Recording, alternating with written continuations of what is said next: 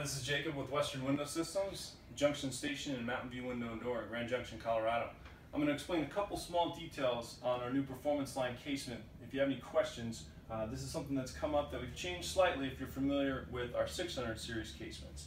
So, to provide some better structural ratings and a nice tight seal, you might be familiar with a ramp that would have been included on our 600 series casements.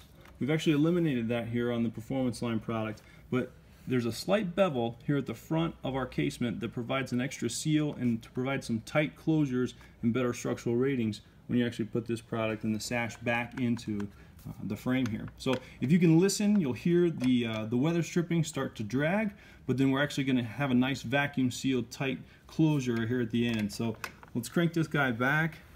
Here we hear our weather stripping start to touch, and then once we get to the end, we're going to take one more turn and pull this guy, the sash in tight, and then we'll put our locking hardware back in its little compartment here. But what this does is it provides some nice tight closure for this sash, better structural ratings. I'm just going to give you a much better water, wind, weather overall performance. Awesome. Thanks, Jacob.